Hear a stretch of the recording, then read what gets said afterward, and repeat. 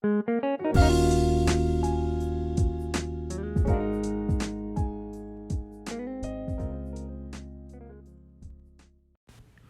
everyone, welcome to 2021 and welcome to Miss Nene's Art. I'm Miss Nene and thank you so much for joining me today. My first video of 2021. I decided I was going to go ahead and kick out a video today. Just something really quick. I'm working on a 16 by 20 inch canvas today and I'm using just minimal colors, as you can see here, that I have listed is what I'm using today. So yeah, I wanted to just do something that was really quick but pretty. It turned out beautifully. I can't wait for you to see it. I'm very happy that I was able to have a good turnout painting for my first video, first of the year, because if you've seen some of my videos, sometimes some of those paintings don't come out exactly the way that I want them to, but this one turned out beautiful. So I hope everybody had a wonderful New Year's, and I hope everybody has a fantastic year. It's early, so we'll see, right?